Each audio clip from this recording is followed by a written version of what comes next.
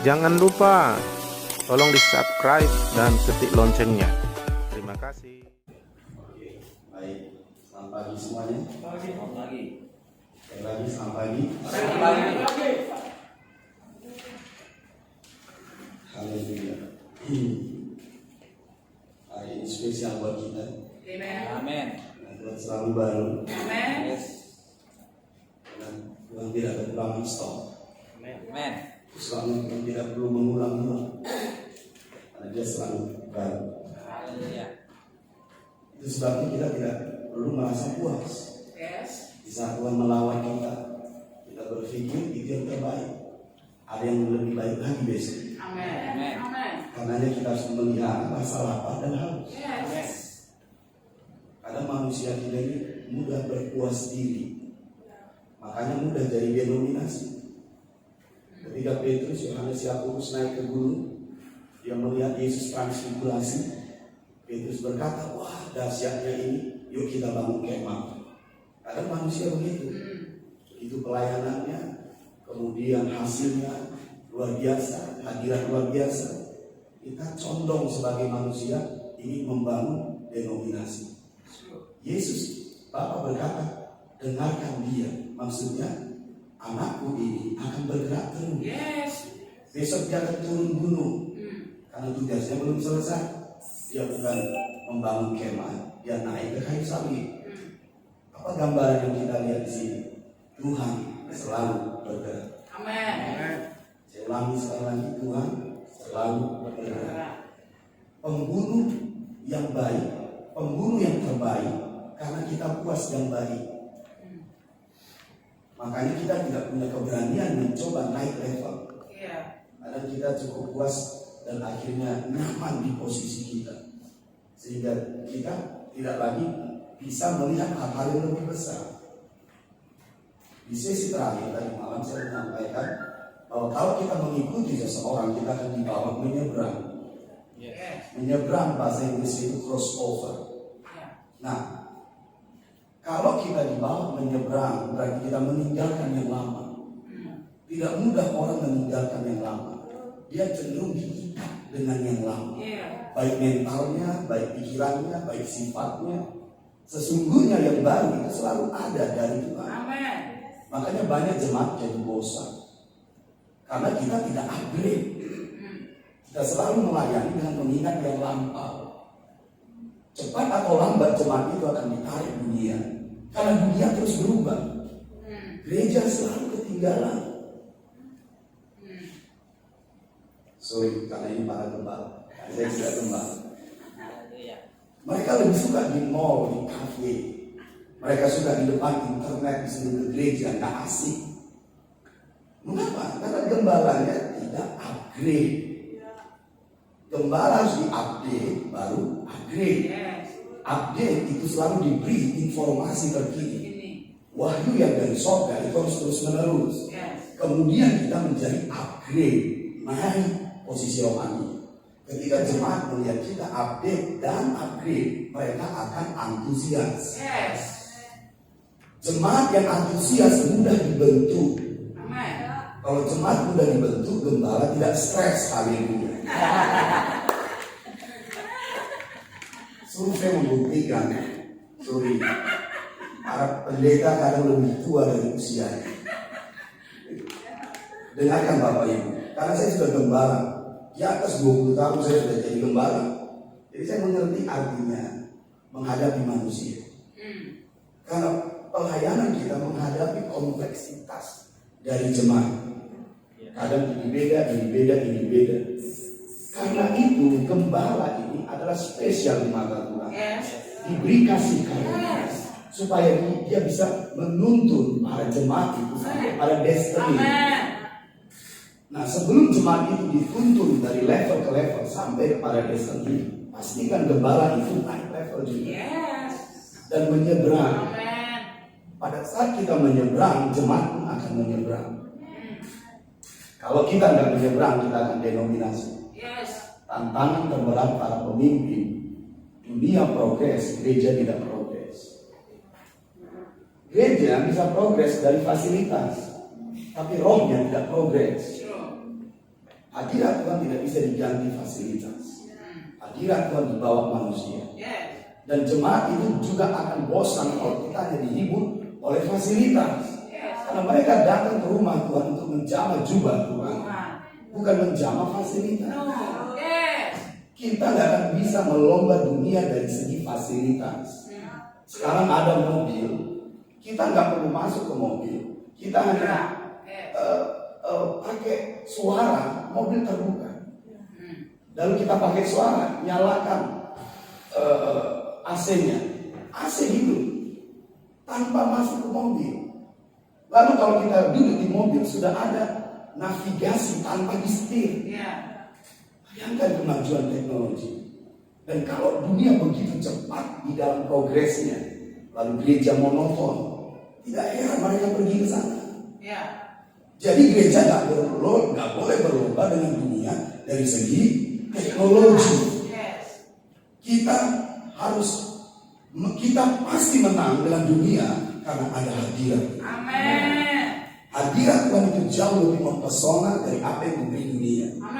Karena dunia nggak bisa memproduksi hadirat Tuhan. Itu sebabnya ketika kita beribadah, kita mengangkat tangan. Di seberang sana ada yang bersujud tersungkur menyembah. Di sebelah sana ada yang tubuhnya disembuhkan dari kanker. Di sebelah sana ada yang menangis terseduh-seduh karena dia bertobat, karena mungkin dia prostitusi. Dan banyak hal akan terjadi. Siapa yang bisa membuat itu kalau tidak hadirat? Kita harus bisa menyeberang. Apa yang membuat kita bisa menyeberang? Kita harus mengikuti seseorang. Makanya Yesus berkata, mari ikutlah aku, dan kamu akan kujadikan penjala manusia. Dari penjala ikan menjadi penjala manusia. Kenapa Yesus bisa menjadikannya penjala manusia? Karena Yesus penjala manusia. Kita tidak bisa membawa orang ke tempat yang tidak kita pernah masuk. Kita akan membawa orang ke tempat yang kita masuk. Jadi pada saat Yesus berkata, ayo menyeberang, Yesus sudah ada di sana. Dan kita harus percaya pada perintah itu, sebab Yesus melihat yang tidak bisa kita lihat. Oh, di seberang ada kapasitas 10 kota. Yang di sini hanya 1 kota kecil. Tapi manusiawi kita condong lebih cepat puas. Sesungguhnya Tuhan sedang memberi sebuah pintu lebih besar pada Dekapolis. Tapi siapa yang mau percaya menyeberangi danau malam-malam? Udah menyeberangi danau malam-malam pada ombak lagi. Lalu mereka komplain karena Yesus tidur. Dia yang ngajak, dia yang tidur. Kami repot nimbahin air.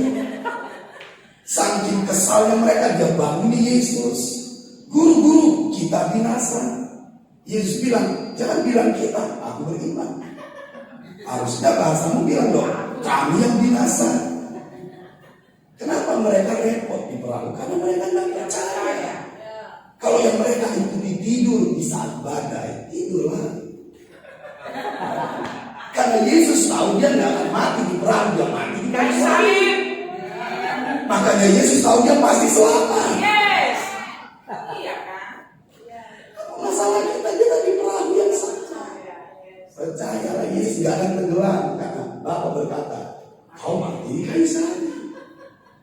Jadi keindahan dari mengikuti seseorang selama perjalanan belum selesai, mau tidak bisa menjamahmu. Jangan takut mati sebelum perjalanan selesai. Kalau ada tikus kanan kiri cabut. Perjalananku belum selesai. Bapak Ibu, kita harus menyeberang. Kita nggak boleh kalah dengan dunia yang terus berubah. Tapi kita nggak berlomba dengan dunia dari segi lahiriah. Yang tidak bisa diproduksi dunia adalah the presence of God. Hadirat Tuhan. Ini yang mempesona siapapun. Bahkan perwira di Kapernaum harus bersujud menyembah Yesus sebagai raja. Padahal dia punya raja yang namanya Kaisar Roma. Itu bahaya kalau ketahuan. Hadirat Tuhan tidak bisa disaingi apapun. Dan itu hanya dibawa oleh manusia. Apa yang kita dapatkan dari Tuhan ditimpa dari surga di kamar kita, itulah yang kita bawa di depan jemaat. Sewaktu kita berdiri di depan jemaat dan kita mereka menjamah kita, mereka menjamah Yesus. Karena kita membawanya dari ruang rahasia kita. Gak heran, mereka akan datang lebih banyak. Boleh saya kasih tahu rahasia? Kalau hadirat Tuhan semakin besar, kita tidak akan capek mengundang orang yang bawa, orang yang saling cerita. Hadirat Tuhan akan menarik siapapun seperti magnet. Karena Yesus berkata, jika aku ditinggikan dari bumi, aku akan menarik bangsa-bangsa kepadaku. Itu bukan berbicara dia naik ke kayu salib saja. Ketika kita meninggikan dia secara pribadi dan korporat, dia akan menarik bangsa-bangsa. Inilah spesial kita, hadirat Tuhan. Dan kita harus menyeberang, harus diupdate, harus di-upgrade, naik level. Dan itu hanya terjadi dengan mengikuti seseorang.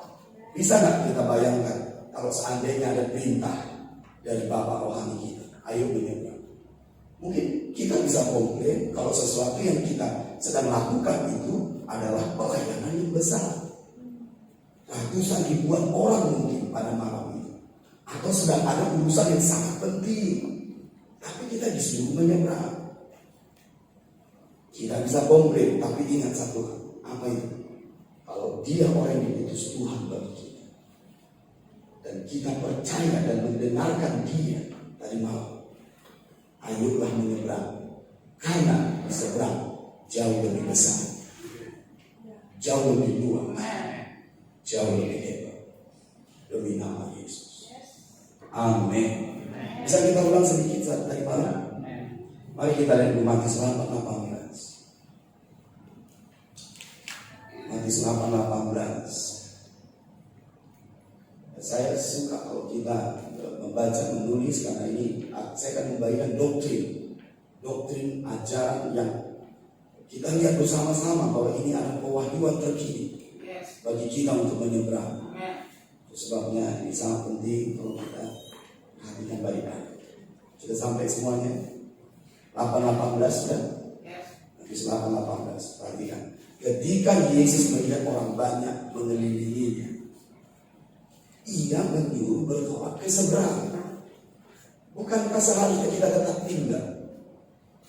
Karena pelayanan banyak di sini. Coba banyak orang mengelilinginya. Mengelilingi yang lain. Karena Yesus sedang melayani mereka yang sakit, yang lemah, yang butuh pertolongan. Karena sesudah dia menyembuhkan ibu mertua Simon Petrus. Bayangkan perintah ini. Ayo bertolak ke seberang. Doktrin kita selama ini mungkin akan menjadi suara-suara yang menghalangi. Masakan menyeberang. Bukankah kita dipanggil untuk melayani orang banyak? Betul. Tapi tanda kita percaya, kita harus taat ketika ada perintah menyeberang. Karena selalu lebih besar di seberang. Amin. Kadang ketika kita sukses, ketika kita kaya, ketika kita makmur, manusiawi kita cenderung ingin settle. Apa itu settle? Cenderung di situ saja, tidak punya roh untuk bisa naik ke level yang baru. Itu manusiawi kita. Tapi kita tidak boleh tinggal di situ saja. Mengapa? Karena Tuhan punya rencana yang lebih besar. Ada amin. Mari kita lihat ayat 19. Lalu datanglah seorang ahli Taurat dan berkata kepadanya, Guru, aku akan mengikut engkau kemana saja engkau pergi. Lihat itu bahasanya. Indah sekali. Lihat kan? Guru, aku akan mengikut engkau kemana saja engkau pergi. Coba lihat, indah kan? Tapi lihat jawaban Yesus. Yesus berkata kepadanya, serigala mempunyai liang dan burung mempunyai sarang, tetapi anak manusia tidak mempunyai tempat untuk meletakkan kepalanya. Lihat, kayak nggak ada hubungan, kan? Harusnya Yesus berkata apa? Amin. Bukankah begitu? Bisa mengikuti saya Matius 8 ayat 19. Ada yang berkata kepada Yesus, aku mau mengikut engkau kemana saja engkau pergi. Bagus gak bahasanya? Bagus. Harusnya Yesus berkata, amin, ayo, bukankah begitu? Iya. Tapi kenapa jawaban Yesus seperti itu? Seperti tidak ada hubungan. Seperti tidak ada hubungan, bukankah begitu? Iya. Karena Yesus berkata seperti ini, perhatikan. Tetapi anak manusia tidak mempunyai tempat untuk meletakkan kepalanya. Apa maksud Yesus begini? Berkata begini. Dia sedang berkata, oke, baik sekali pernyataanmu, tapi harus kau ketahui, aku akan terus bergerak. Karena aku belum punya tempat untuk meletakkan kepala. Apa maksudnya? Karena aku datang, aku bekerja untuk membangun tubuhku, supaya aku bisa meletakkan kepalaku. Tapi tubuh Tuhan, yaitu gerejanya pada waktu ini, belum ada. Itu sebabnya dia membangun, dia terus berjalan bergerak sampai ke kayu salib. Baru lahirlah gereja di mana dia bisa meletakkan kepalanya. Tapi gereja itu pun harus tetap bertumbuh dan didewasakan sampai menjadi pengantin yang siap. Bisa mengikuti saya? Bisa mengikuti saya? Kalau bisa katakan amin. Amin. Kalau bisa katakan amin. Dari dulu. Jadi pernyataan ahli Taurat ini baik, tapi Yesus harus klarifikasi. Kau mengikuti saya harus tahu ini, aku akan terus bergerak.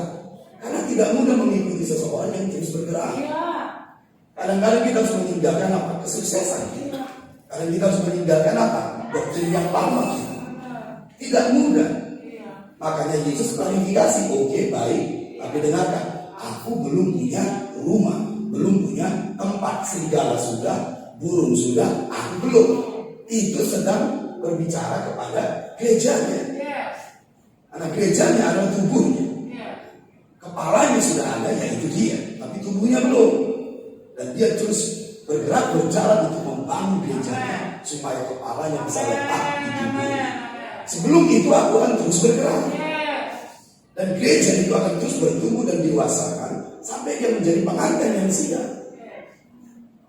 Dan Yesus harus menyatakan begini, mau terus bergerak bersamaku, mau meninggalkan sesuatu yang mungkin kau pegang, karena itu tidak mudah. Tapi begitulah kita kalau mengikuti Yesus. Banyak orang gagal mengikuti Yesus karena mereka berhenti di tengah jalan.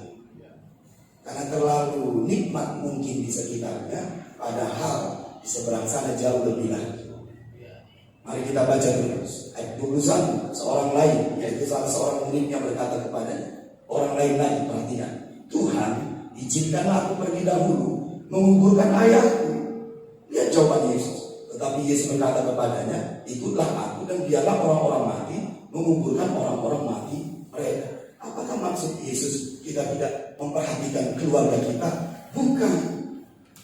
Kan Yesus sedang berkata seperti ini, orang mati menguburkan orang mati. Kalau kita baca itu lahiriah, bisa nggak orang mati menguburkan orang mati? Tidak bisa. Jadi itu punya maksud rohani begini, orang mati itu berhenti maksudnya. Jadi jangan berhenti bersama orang yang ikut berhenti. Kau tidak bisa berkata ikutlah aku tapi kau berhenti. Biarlah orang yang mau berhenti, tapi kau terus bergerak bersama.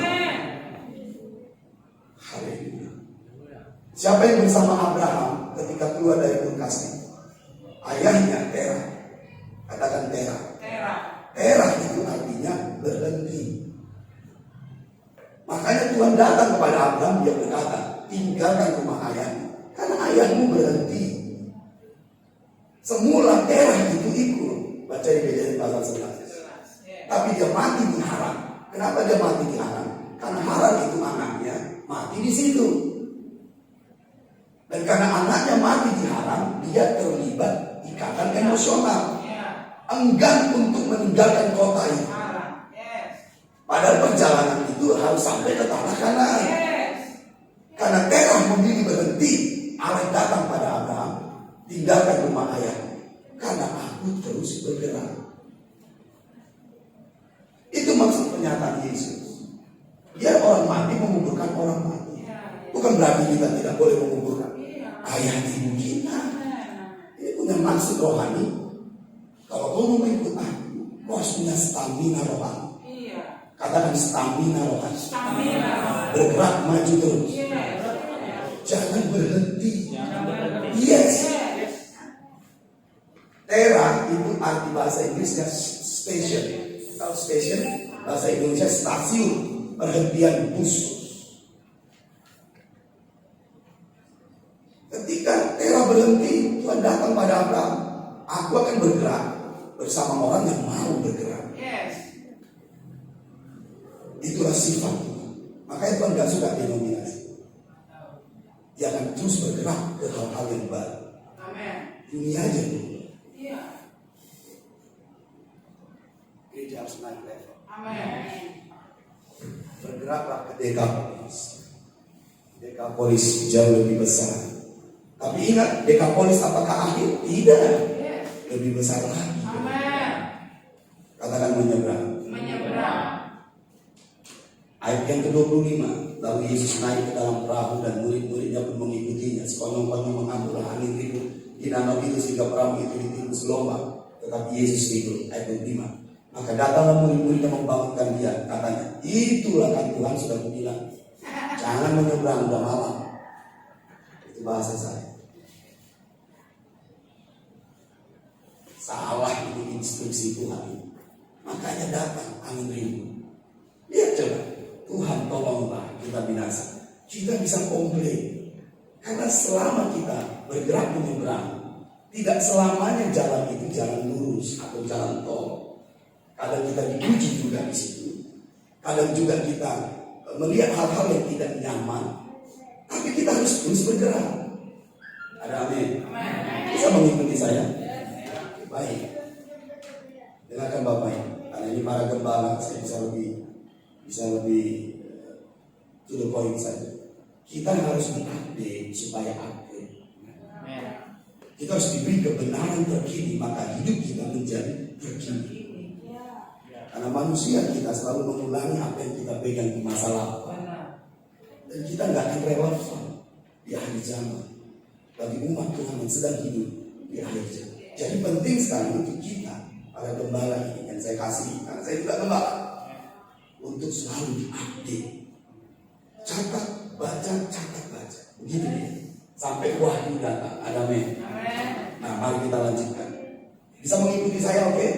Ayat 25. Maka datanglah murid-muridnya membangunkan dia, katanya, Tuhan, tolonglah kita binasa. Dia berkata kepada mereka, mengapa kamu takut? Kamu yang kurang percaya. Lalu bangunlah Yesus menghadapi angin dan danau itu. Maka danau itu menjadi teduh. Ayat 27. Dan heranlah orang-orang itu. Katanya, orang apakah dia ini? Kok jadi tidak kenal? Coba. Ketika Yesus mendemonstrasikan kuasa Roh Kudus dan berkata berhenti badai dan berhenti, kenapa mereka jadi berkata, orang apa dia ini? Bukankah ini Yesus yang mereka kenal di seberang? Mengapa di situ mereka jadi tidak kenal? Jadi tulis nomor 1. Mengapa kita menyeberang? Supaya kita mengenal Yesus dengan progres. Supaya kita mengenal Yesus yang terkini, Yesus yang progres. Jadi bukan Yesus yang monoton, yang stagnan di masa lampau. Karena Yesus itu adalah pribadi yang terus menerus harus kita kenal hari demi hari. Jadi manfaat kita menyeberang supaya kita bisa mengenal Yesus dengan progres. Haleluya. Mengenal Yesus dan kita progres. Kita nggak bisa berkata, aku sudah mengenal Yesus. Serius. Kita perlu belajar sama murid-murid ini. Karena kita terus berdoa seperti ini kok. Tuhan, nyatakan pribadi. Bukan nggak begitu? Tuhan, berikan aku firman. Itu tandanya kita belum mengenal Yesus 100%. Tapi kita akan bisa mengenal Yesus lebih lagi. Diwahyukan lebih lagi. Kalau kita menyeberang. Ambil contoh. Gerakan setelah Katolik disebut gerakan Lutheran. Pionirnya adalah Martin Luther. Makanya kita kenal gereja Lutheran. Protestan, suka protes terus. Jadi kita ini turunan dari situ. Makanya sering kita protes ya. Nah, protes itu baik. Kenapa begini terus? Nah itu bagus. Supaya kita naik level. Tapi kadang-kadang kita nggak berani protes supaya kita bisa naik level. Oke, jangan protes sih Bapak Rohani. Tapi kalau kita jadi Lutheran, kita nggak akan naik. Karena orang mengenal Yesus dari dimensi Lutheran, dan Yesus di dimensi Lutheran. Tapi kan Yesus bergerak terus. Makanya kita melihat sampai sekarang, kegerakan demi kegerakan sampai saat ini, itu ada hubungannya dengan wahyu pribadi Yesus. Jadi kalau kita menyeberang, kita bergerak, itu sama artinya kita mengenal Yesus lebih lagi. Yang sebelumnya tidak mereka ketahui, sekarang mereka ketahui. Perhatikan ketika Tuhan datang kepada Musa. Di masa Abraham, aku menyatakan diriku sebagai Allah yang Maha Kuasa. Tapi sebagai Tuhan, belum. Jadi waktu Allah datang kepada Musa, dia datang sebagai Tuhan. Ini menunjukkan bahwa pewahyuan akan pribadi Yesus itu selalu harus progres dalam hidup kita. Dia bisa sebagai Yesus penyembuh, Yesus membebas, Yesus penolong, Yesus yang memberi terobosan, Yesus yang memberi kelimpahan, dan banyak hal lain harus kita kenal. Itu hanya bisa kita miliki waktu kita menyeberang. Katakan menyeberang. Katakan menyeberang. Mengikuti seseorang. Ayat yang berapa tadi? Boleh bantu saya? Ayat 27. Oke. Dan heranlah orang-orang itu. Katanya orang apakah dia ini? Jadi nomor 1, manfaat kita menyeberang, kita mengenal Yesus yang progres. Sehingga angin dan danau pun taat kepadanya. Nomor 2, manfaat kita menyeberang, kita bisa melihat demonstrasi kuasa Tuhan yang lebih hebat lagi. Jadi kalau kita menyeberang, kita akan melihat demonstrasi dari kuasa Tuhan yang melebihi karismatik, pentakostal, aliran profetik, apostolik, lebih lagi. Kita akan melihat itu kalau kita menyeberang. Kenapa kita melihat hal yang sama? Karena kita ada di tempat yang sama. Tapi kalau kita pergi ke seberang yang berbeda, kita akan melihat demonstrasi Tuhan dalam kapasitas yang berbeda. Ini yang menghebohkan bangsa-bangsa. Ini yang mengagumkan bagi orang banyak. Haleluya. Itu hanya bisa kita alami saat kita menyeberang. Makanya kalau kita stay selalu terus di sini dengan kebenaran yang kita tahu itu terus, tidak akan ada hal-hal yang baru yang terlihat. Bosan jemaat. Tapi kalau kita menyeberang mengikuti seseorang, kita akan melihat perbuatan-perbuatan yang lebih. Karena mereka heran sampai berkata, orang apa dia ini? Kita akan menyaksikan itu kalau kita menyeberang. Kita akan membangun hubungan yang lebih dalam, lebih baru, lebih intim dengan Yesus. Dan kita juga akan melihat pekerjaan Yesus dalam demonstrasi yang baru. Haleluya. Dan kita berpikir, mau didoakan, mau sembuh, ayo altar call. Ini tanpa altar call mereka sembuh di tempat. Mereka dipulihkan, dibebaskan di tempatnya. Ini cara yang baru, di musik yang baru. Amin, bukan?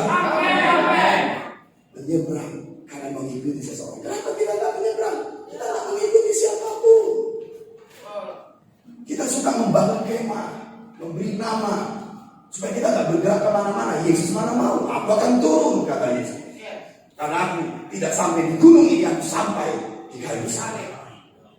Perjalanan kita tidak sampai di sini. Perjalanan kita terus sampai kayu salib. Katakan Paulus berkata, aku telah mengakhiri garis salib dan menang. Demikianlah kita. Nah, Rasul Paulus adalah nenek moyang kita. Haleluya. Amin, amin. Mari Markus pasal 5, karena saya ambil poinnya itu. Bukankah ini tadi malam? Yuk, dengan cepat. Buka Markus pasal yang kelima. Jadi, poin yang kedua, kenapa kita menyeberang? Kita akan mengalami demonstrasi kuasa yang baru, yang lebih hebat. Yang membawa keheranan, kekaguman.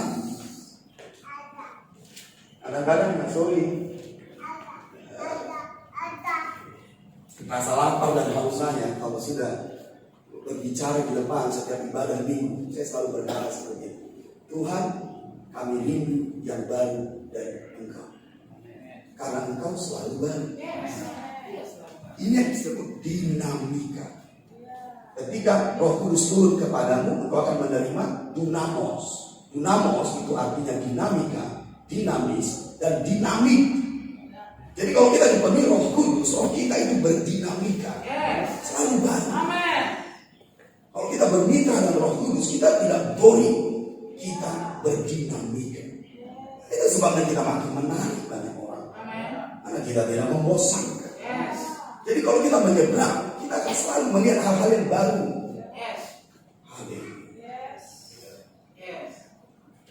Tetapi kamu akan menerima kuasa. Kuasa itu dunamos, bahasa Yunani-nya.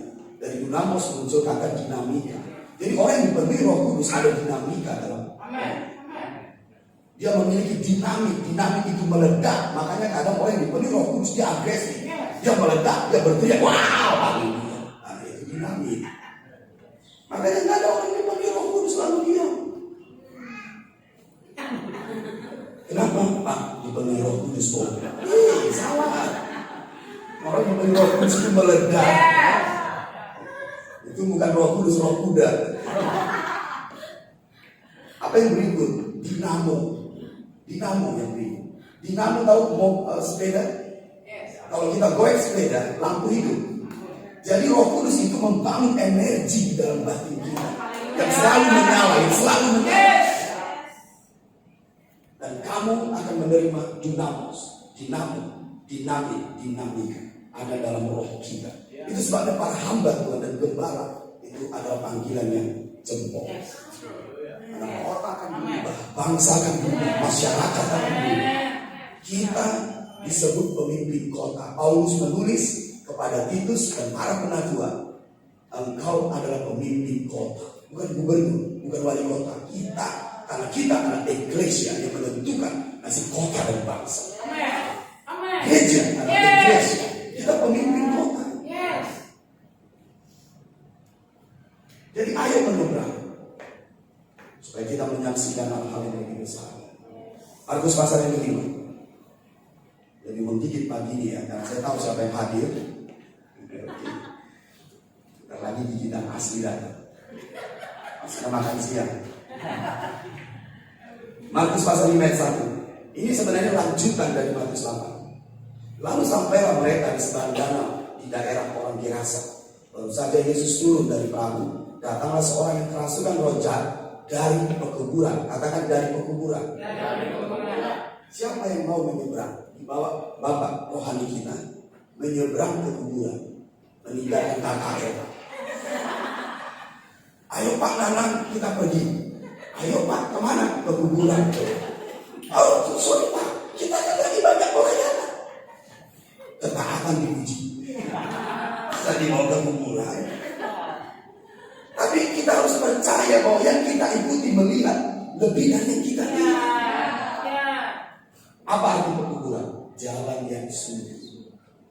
Kalau kita bicara jalan yang sunyi, ingat tadi malam Filipus dibawa Roh Kudus ke jalan yang sunyi. Ternyata jalan yang sunyi itu pintu ke bangsa-bangsa. Jadi kita menyeberang supaya kita bisa masuk ke bangsa-bangsa. Oh, haleluya. Oh, rabakada bahan diri berbeda rabakada bahan. Mari angkat tangan sebelah kanan. Mari kita berdoa dalam roh 1 menit. Lemang dulu rekada bahan. Yende rabakada bahan diri rabakada bahan. Bangkitkan roh kami. Nyalakan apimu di hati kami. Buat kami percaya teguh untuk mengikuti orang yang kau utus. Sebab engkau akan membawa kami ke bangsa-bangsa, ke kota-kota, ke banyak kehidupan demi nama Yesus. Buat kami melihat, buat kami percaya Tuhan demi nama Yesus bahwa jalan yang sunyi adalah jalan ke bangsa-bangsa. Oh, rabakada bahan ini. Saya mau semua para gembala berdoa dalam roh. Engkau memiliki panggilan yang spesial di mata Tuhan. Engkau memimpin kota. Engkau bukan kecil. Engkau orang hebat di mata Tuhan. Ayo berdoa dalam roh sebentar. Oh, rabakada bahan ini. Bernyalalah api hatimu. Ayo menyeberang. Masuk ke musim baru demi nama Yesus. Oh.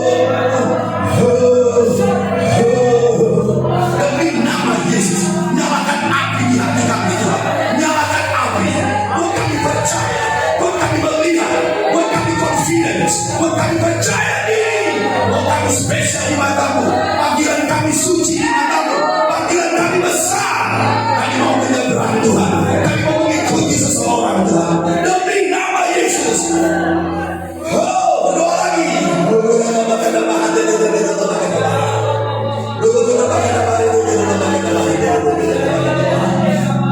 Hei para hamba Tuhan, siapa yang berkata engkau kerdil, siapa yang berkata engkau kecil, siapa yang berkata engkau lemah, panggilanmu luar biasa. Ini saatnya membuat perubahan.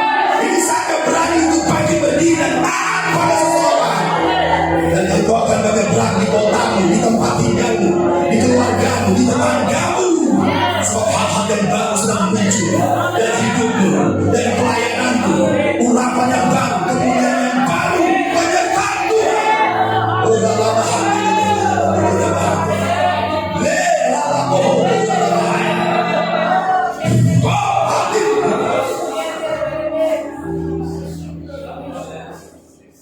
beri kami keberanian. Kami bukan kerdil, tidak Tuhan. Roh yang di dalam kami lebih besar dari roh yang ada di dalam. Kami tidak takut menyeberang sekalipun ada badai. Karena kami tahu pada saat kami menyeberang kami mengenalmu. Pada saat kami menyeberang kami melihat kuasa yang lebih. Pada saat kami menyeberang kami dibawa masuk ke bangsa-bangsa. Rantau Braman tidak saja rantau Braman, tapi kota-kota lain akan kami pengaruhi. Katakan haleluya, haleluya.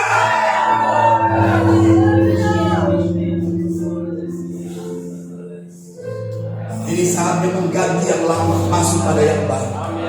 Baik mindset, baik sifat, baik iman, baik pelayanan, baik apapun. Sebab engkau diizinkan untuk masuk di musim yang baru. Pandemi hanya transisi untuk masuk ke musim yang baru. Dan mereka yang ada di perahu, yang mengikuti seseorang, yang diutus Tuhan, yang boleh menyeberang ke musim yang baru. Percayalah, engkau hamba-hamba Tuhan. Itulah suara profetik yang tinggalkan padamu. Sebab suara ini terdengar jelas di dalam roh. Tidak semua orang yang akan menyeberang dengarkan. Tapi mereka yang di perahu, mereka yang percaya, mereka yang mendengarkan dia, mereka yang mengikuti seseorang, mereka yang memiliki mentor, mereka yang memiliki bapaan, mereka yang akan menyeberang. Tidak peduli jalan yang sulit, itu jalan ke bangsa-bangsa. Itu jalan ke bangsa-bangsa. Siapa bilang kau kerdil? Siapa bilang kau kecil? Tuhan tidak pernah memanggil kita untuk melakukan yang kerdil dan kecil. Sebab Dia Allah yang besar. Dia akan membawamu pada hal yang besar. Ayolah hamba ini, tinggalkan yang lama dan menyeberang. Engkau akan melihat hal-hal yang besar yang hebat yang akan membuat bersyukur, bersujud menyembah. Ikuti sesuatu. Taati Bapak Rohani yang menjadi mentor yang akan membawa ke bangsa-bangsa. Rantau rapat kecil, kota-kota lain menunggu kita, menunggu kita. Tuhan yang sedang menunggu demi nama Yesus. Haleluya, haleluya, haleluya.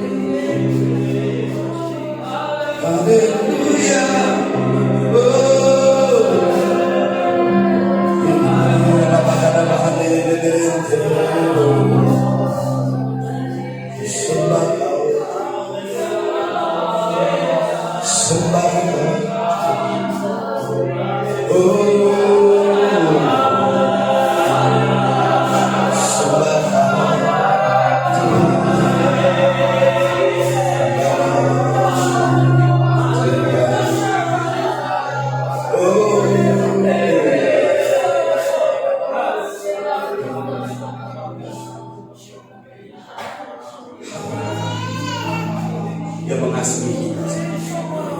Itu sebabnya dia datang, dia ada menjamah.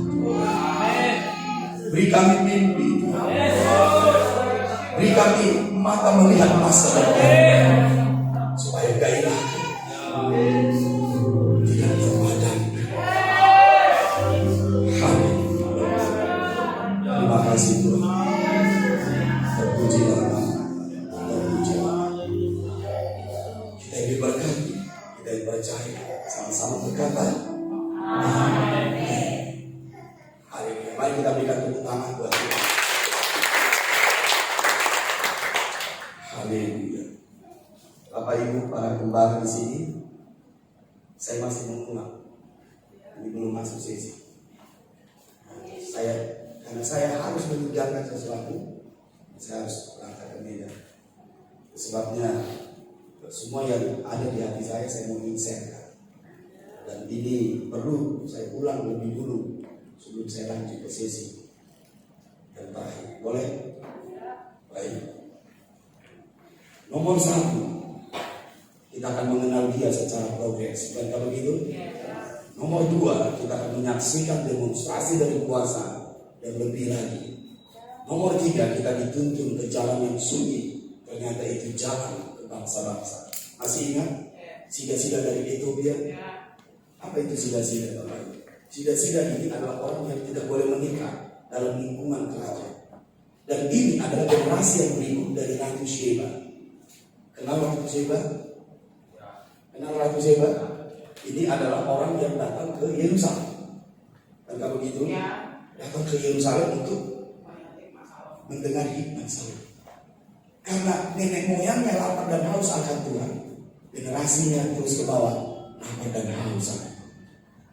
Itu sebabnya dia membawa Injil yang diberitakan Filipus ke Ethiopia dan ke seluruh Afrika. Makanya Afrika itu menjadi tempat KKR paling besar-besar. Renhard Bonke, Maurice Cerullo, Benny, jutaan. Mengapa? Karena itu ladang penginjilan yang dibawa oleh sida-sida dari Ethiopia. Itulah jalan yang sunyi. Mungkin Bapak rohani di rumah ini sedang menuntut kita ke jalan yang tidak populer. Oh, gereja sana buat begini sekarang. Oh, gereja sana buat begini sekarang. Karena itu yang lagi keren. Kita harus tahu orang yang diutus Tuhan bagi kita. Dan sekalipun itu sepertinya jalan yang banyak jangkrik. Karena jangkrik pasti banyak di kuburan, gak mungkin trompet. Oh Pak, ini kok banyak jangkriknya? Ayo jangan sakit. Karena setebal-tebalnya Allah, di atasnya ada matahari. Sesunyi-sunyinya kalau kita percaya, teguh, jangan-jangan itu adalah pintu ke bangsa-bangsa. Amin, amin. Mari kita lihat lagi. Ayat berapa sekarang? Oke, baik, saya mau kita lompat saja. Lompat di ayat yang ke-19 supaya saya masuk ke topik saya. Ayat yang ke-19, Yesus tidak memperkenankannya, tetapi dia berkata kepada orang itu, tolong pulanglah ke rumah kepada orang-orang sekampungmu dan beritahukanlah kepada mereka segala sesuatu yang telah diperbuat oleh Tuhan atasmu dan bagaimana ia telah mengasihi engkau. Lihat ayat 20. Dan orang itu pergilah dan dia mulai memberitakan di daerah Dekapolis. Dekapolis itu 10 kota. Apa maksudnya secara rohani bagi kita kalau menyeberang? Kita akan dibawa kepada kemaksimalan panggilan kita. Mengapa kita harus menyeberang dan mengikuti seseorang? Karena kita akan dibawa kepada kemaksimalan hidup kita. Ternyata diserang yang tadi kita hanya mungkin di kota kecil. Bayangkan kalau kita hanya di sini terus, 10 kota tidak akan kita pengaruhi. Tapi karena kita menyeberang, kita mempengaruhi Dekapolis, 10 kota. Jadi 4 hal ini adalah yang kita akan alami kalau kita menyeberang. Kita akan mengenal Yesus lebih lagi. Kita akan menyaksikan demonstrasi kuasa Tuhan lebih lagi.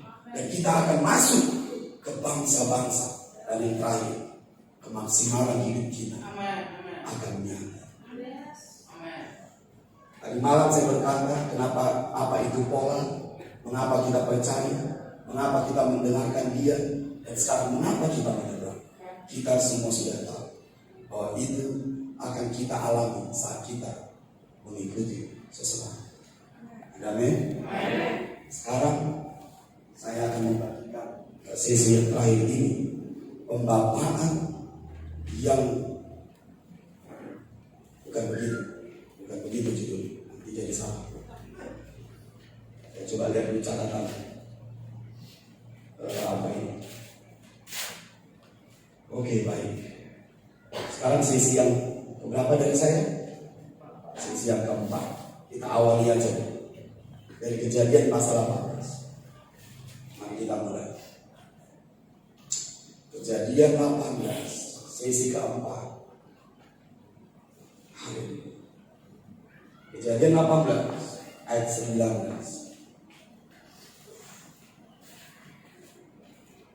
Kejadian 18 ayat 19. Saya akan lanjut. Sudah sampai? Perhatikan. Sebab aku telah memilih dia, Abraham, supaya diperintahkannya kepada anak-anaknya. Diperintahkannya kepada anak-anaknya, karena Abraham bapaknya, dan kepada keturunannya, supaya tetap hidup menurut pola. Bisa mengerti? Kita udah belajar pola, cara, pola, pattern, model. Saya akan ulangi, karena ini adalah template dari Tuhan. Apa itu template kalau saya bisa terjemahkan ya? Ya bolehlah, model dari Tuhan, model dari Tuhan. Oke, baik. Yuk kita baca lagi. Sebab aku telah memilih dia, seseorang ini. Dalam hal ini siapa? Abraham. Supaya diperintahkannya kepada anak-anaknya dan kepada keturunannya, supaya hidup dalam pola yang ditunjukkan Tuhan. Maksudnya begini, Allah mau Abraham memerintahkan anak-anaknya hidup.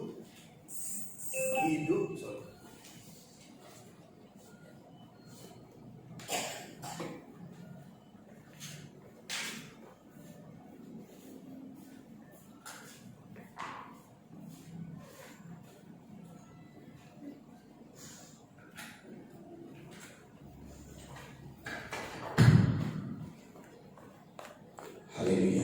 Oh, suara saya seperti singa dari ibu. Baterai yang baru, rok yang baru, dan waktu yang lebih lama. Amin. Yuk kita lihat. Saya ulangi lagi. Karena ini pola Tuhan, kita harus hidup di sini. Ya.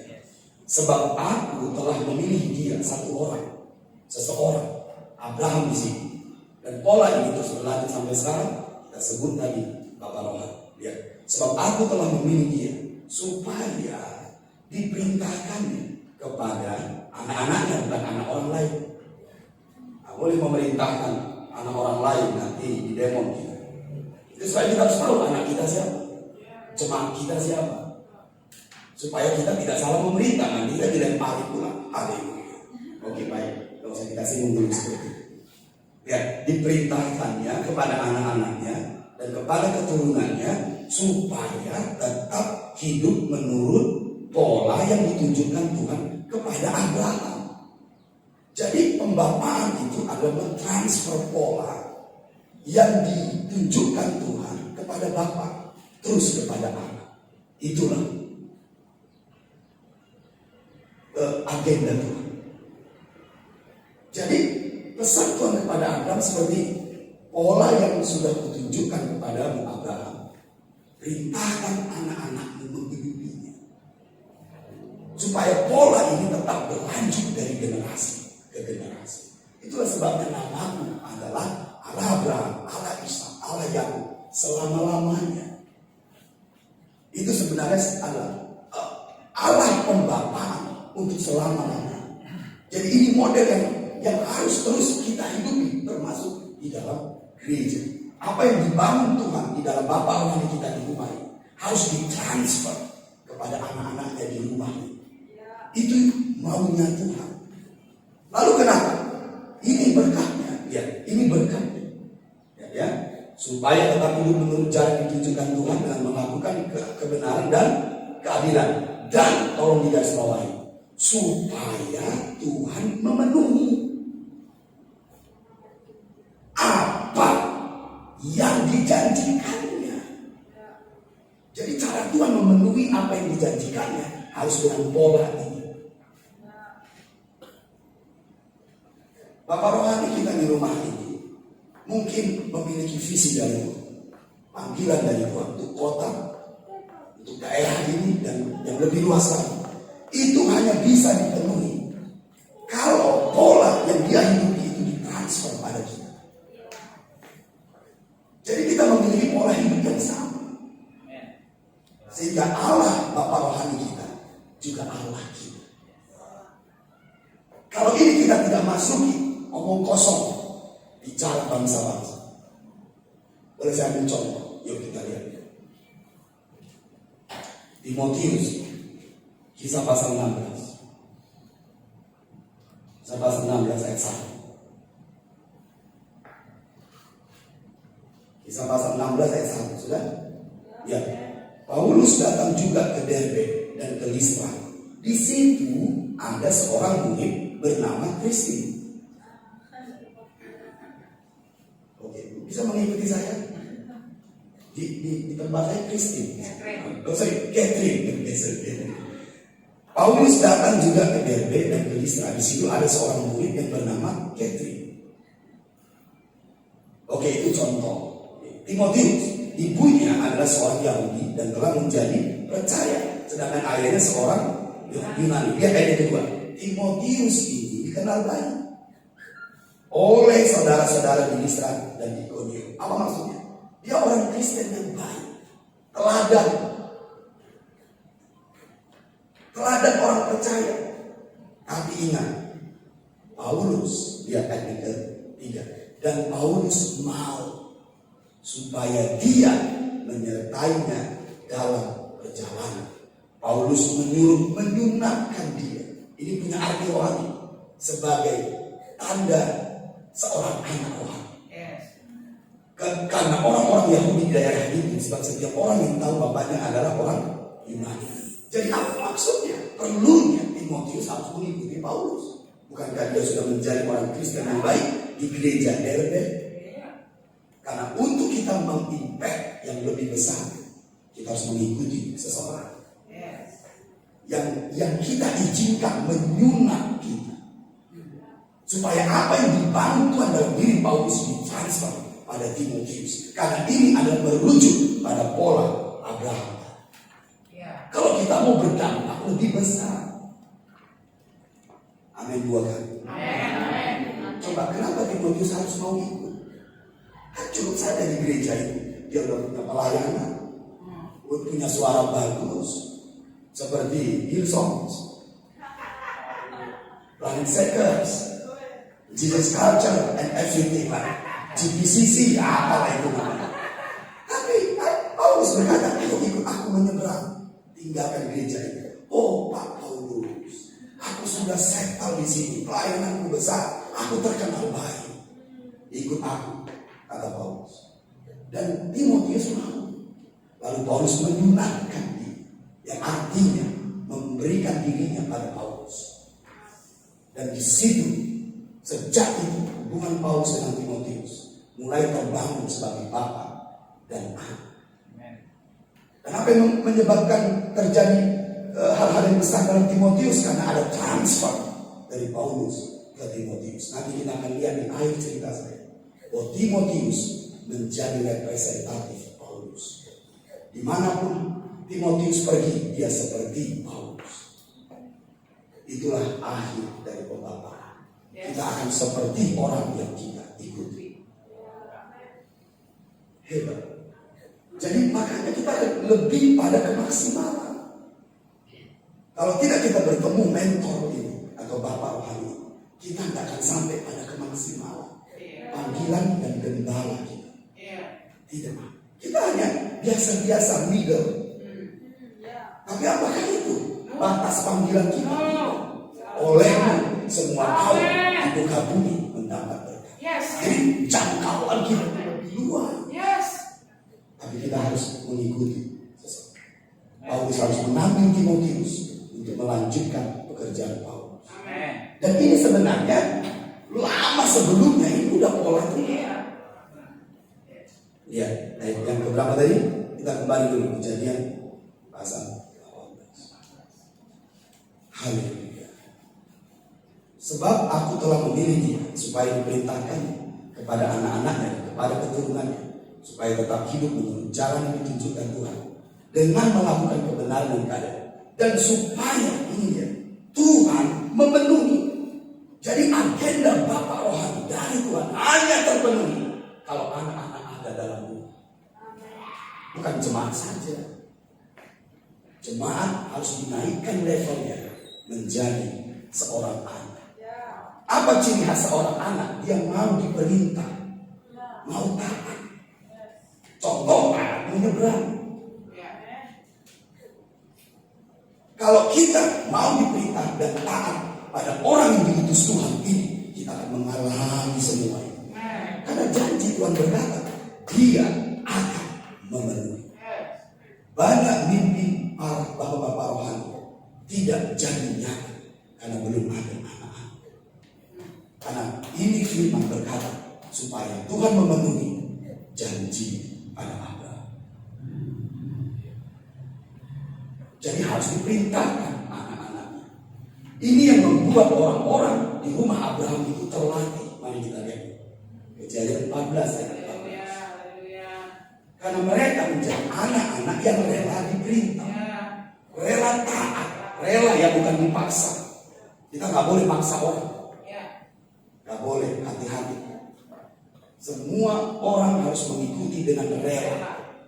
Kalau dia rela baru diberi komitmen. Haleluya. Jangan kita paksa nanti ketika lain di tengah jalan disalahkan kita. Jangan. Biarkan dia memutuskan dan rela dan taat.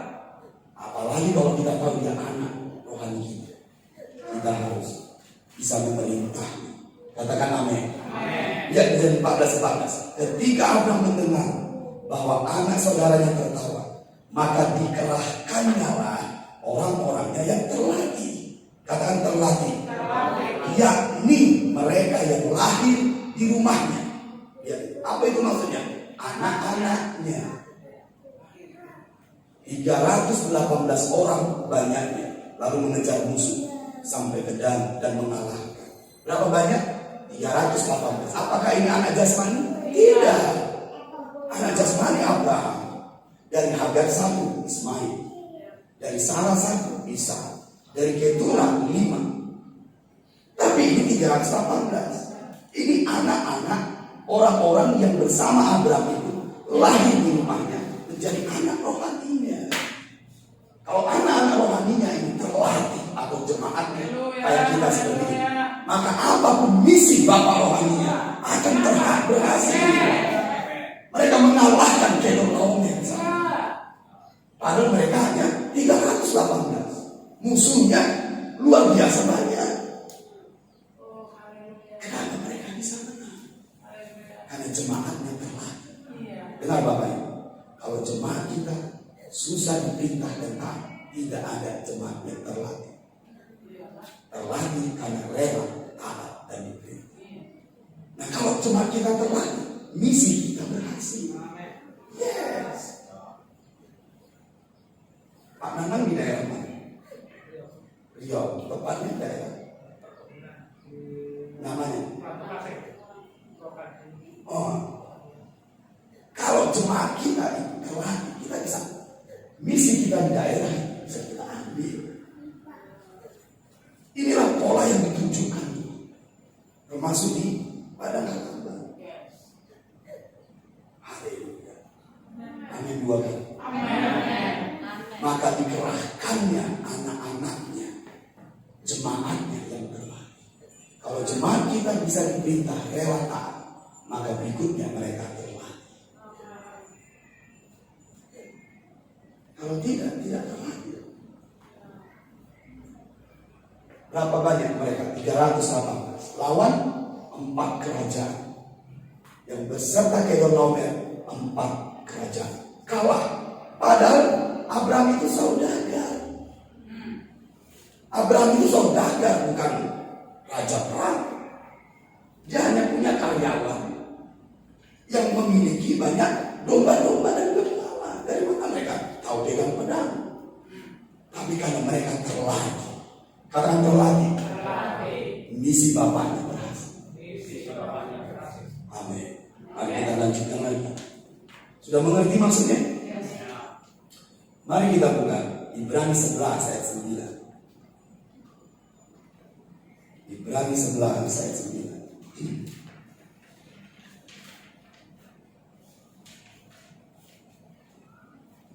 Ibrani 11 ayat 9. Lihat di situ. Ibrani 11 ayat 9. Siap? Karena iman ia diam di tanah yang dijanjikan itu Abraham maksudnya. Seolah-olah di suatu tanah asing. Dan di situ ia tinggal di kemah dengan siapa? Ishak dan Yakub yang turut menjadi ahli waris janji yang sama itu. Jadi Abraham dan Ishak dan Yakub itu satu kemah. Ini punya maksud rohani. Karena mereka satu kemah, maka Allah Abraham adalah Allah Ishak dan Yakub. Mereka satu kemah. Artinya begini. Yakub itu masih hidup ketika Abraham masih hidup. Umur Abraham meninggal 175 tahun. Dia melahirkan Ishak usia 100 tahun. Berarti usia Ishak saat Abraham meninggal berapa? 75 tahun. Yakub lahir saat Ishak usia 40 tahun. Berarti usia Yakub berapa ketika Ishak meninggal? 15 tahun. Jadi ketika Abraham meninggal 15 tahun. Jadi Abraham 175 tahun, Ishak 75 tahun, Yakub sekitar 15 tahun. Jadi Yakub masih melihat, Yakub masih melihat bagaimana Abraham sembahyang, bagaimana dia membakar korban di Mesbah, bagaimana dia memanggil nama Tuhan. Makanya jangan heran kenapa Allah tidak memilih Esau. Karena Esau lebih suka tinggal di padang. Yakub tinggal di kemah, makanya dia lihat neneknya Abraham. Kejadian 28 menyebut Esau itu lebih suka tinggal di padang, bukan di kemah. Tapi Yakub tinggal di kemah. Jadi dia melihat Abraham menyembah Allahnya, melihat Ishak menyembah Allahnya. Ketika Ishak memerintahkan Yakub pergi ke padang Aram, ke tempat yang dia tidak tahu, dia tetap taat.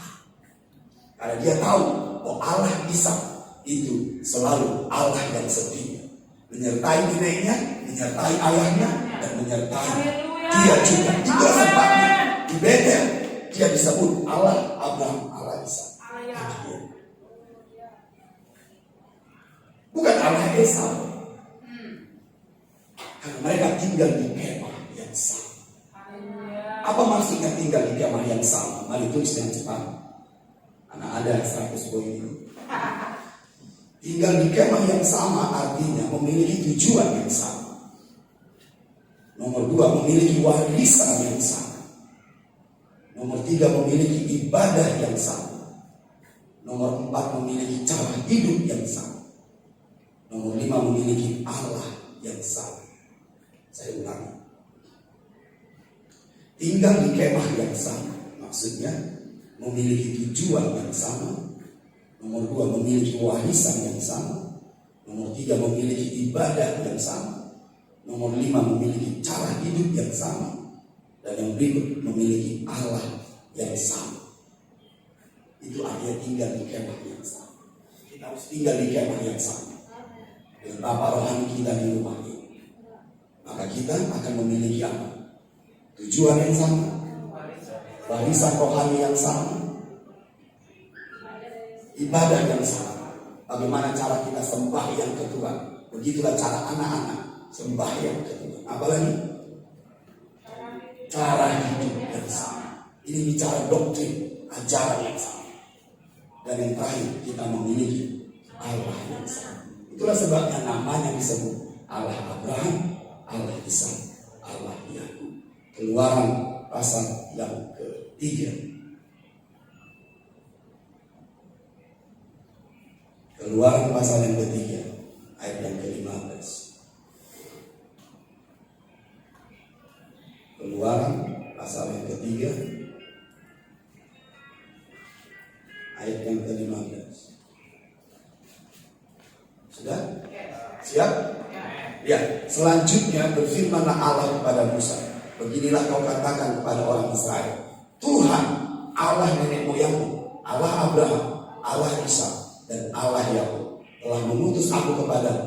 Itulah namaku untuk selama-lamanya, dan itulah sebutanku turun temurun. Jadi dia mau disebut Allah Bapa rohani kita.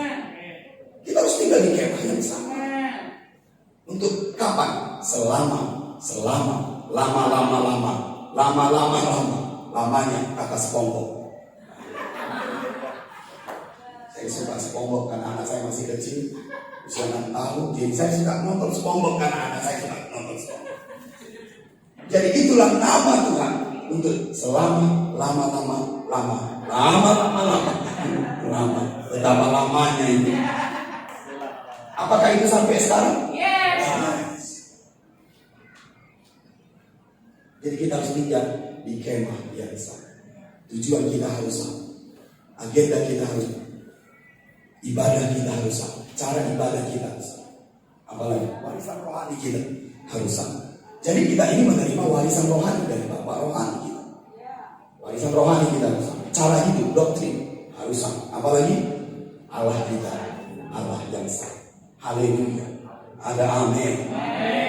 Ayo lanjut lagi. Mari kita lihat Yesaya 59 ayat 21. Yesaya 59 ayat 21. Yesaya 59 ayat 21. Ini sangat esensi antara Bapa dan Anak. Apa itu? Yesaya 59 ayat 21. Sudah sampai? Yes. Mari kita lihat. Adapun aku, siapa aku ini? Allah. Inilah perjanjianku. Bahasa Inggris perjanjianku itu adalah covenant. Covenant itu ikat janji. Bukan perjanjian, tapi ikat janji. Seperti suami dengan istri. Adapun aku, inilah perjanjianku dengan mereka. Firman Tuhan, Rohku yang menghinggapi engkau dan firmanku yang kutaruh dalam mulutmu. Roh dan firman di mulutmu yang kutaruh tidak akan meninggalkan mulutmu dan mulut keturunanmu dan mulut keturunan mereka dari sekarang sampai selama-lamanya. Firman Tuhan. Jadi Bapa akan mentransfer roh dan firman yang ditaruh Tuhan di mulutnya ke generasi berikutnya. Begitulah seterusnya. Ini yang penting dari pembapaan. Makanya hubungan Bapa dengan anak itu ikat janji. Covenant, ikat janji. Ini juga bisa satu saat kita bagikan karena ini sangat powerful sekali. Hubungan Bapa anak itu ikat janji. Apa yang ditransfer lewat ikat janji? Roh dan firman di mulut Bapa rohani kita ditransfer pada generasi berikut. Kata roh dan firman ditransfer generasi berikut. Tahu kalian apa berkatnya kalau ini terjadi? Ayo, Yesaya 60 akan terjadi. Yaitu Sion. Tanpa pola ini Sion tidak akan terjadi. Yesaya 60 omong kosong.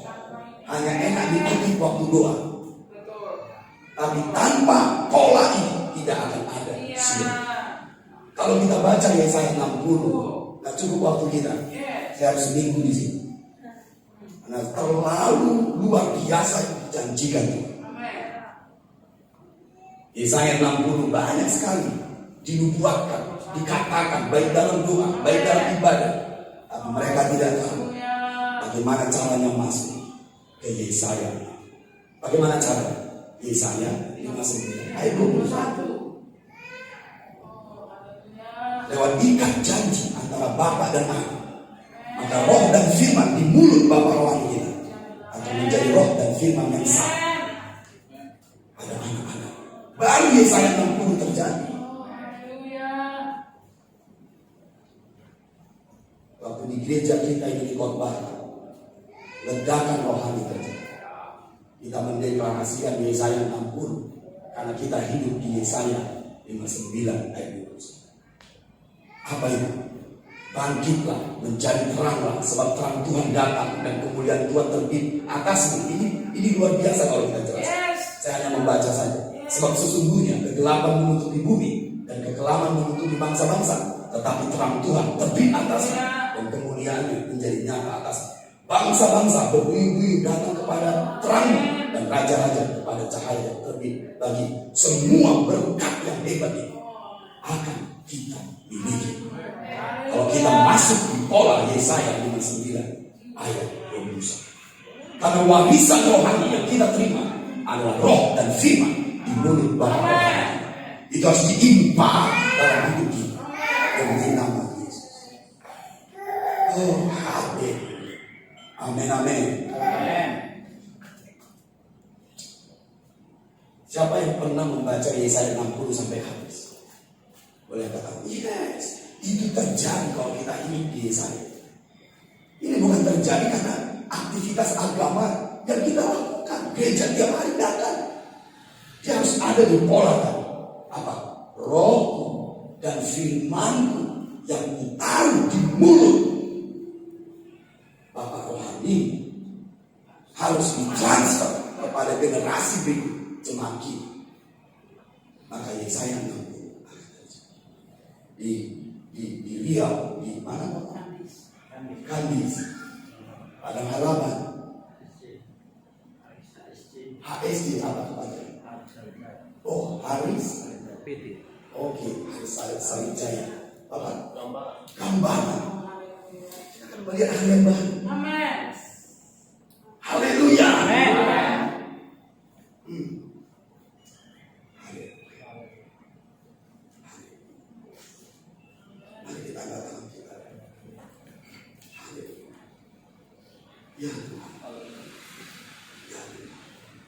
Yesaya 59 ayat 21. Roh dan firman yang kutaruh di mulut tidak akan meninggalkan dan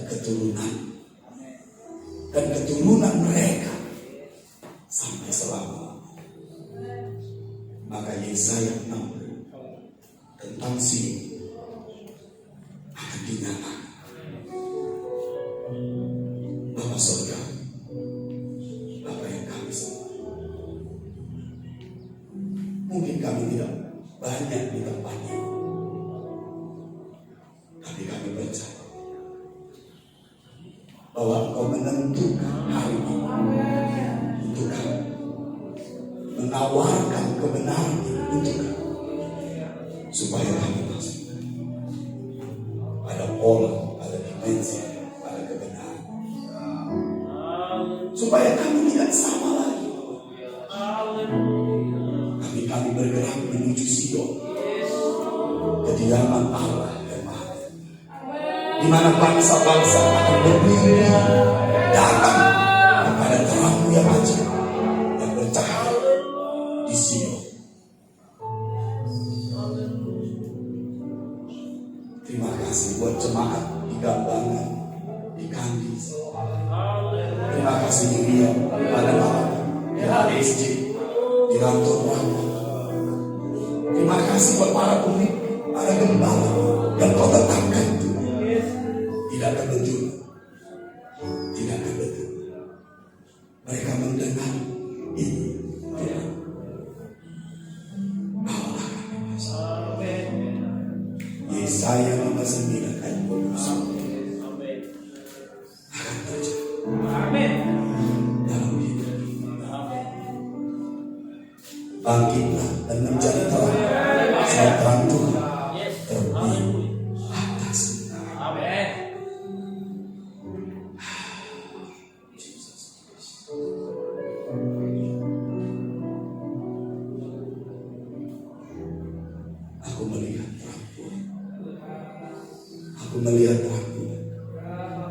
terbit atas kita di ruangan.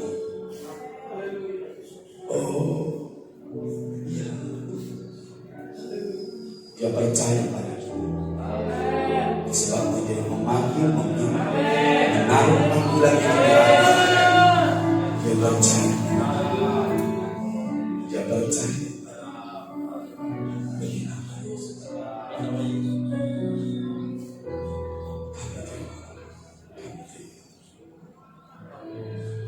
Saya mendengar Tuhan berkata, buat kita semua baru ini, engkau akan tetap kuat. Amin.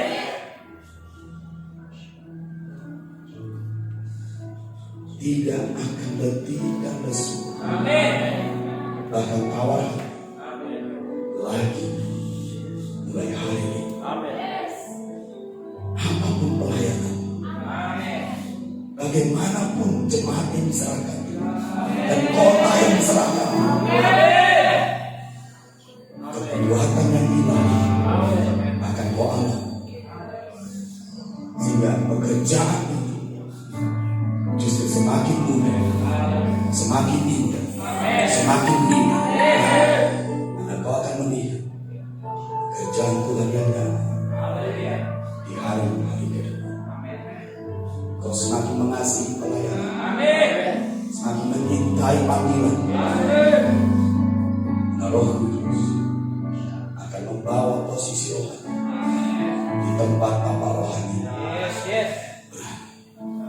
Tidak ada badai dan ombak dan angin ribut yang membuatmu takut, dan tidak ada jalan sunyi yang membuatmu kesepian. Engkau akan tetap tampil kuat, teguh, dan berjalan terus. Hari ini menjadi hari yang baru bagi pelayanan kita. Demi Yesus. Haleluya, haleluya, haleluya, haleluya, haleluya, haleluya, haleluya, haleluya.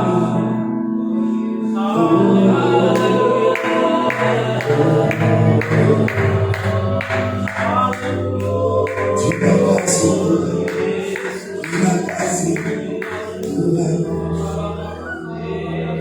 Amin. Demi nama Yesus, katakan bersama-sama, Bapa Surga, aku percaya, aku menerima. Yesaya 59 ayat 21, bahwa aku hidup dalam orang, hidup dalam ikat jari, hidup dalam pembakaran, supaya roh dan firman yang kau taruh di mulutnya, kau taruh di dalam hidup, sehingga Sion akan bangkit, kota-kota akan dijamah, bangsa-bangsa akan datang, daerah-daerah akan ditransformasi demi nama Yesus. Kekayaan akan datang, kelimpahan akan datang, akan dari sebelah laut. Gereja kita akan dipenuhi dengan kecukupan dan kekayaan dan kelimpahan. Tidak ada yang kurang, karena Sion adalah kekayaan dan kelimpahan dari Tuhan di gereja dinyatakan. Orang-orang akan membawa emas, membawa perak, membawa barang-barang berharga ke dalam rumah Tuhan. Mereka sujud menyembah di Sion. Biarlah engkau menjadi orang-orang yang membangun Sion di tempat itu. Terpujilah Tuhan, terpujilah Tuhan.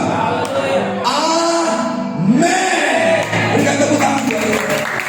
Haleluya, haleluya. Thank you Jesus. Amin. Saya jadi pelanggan.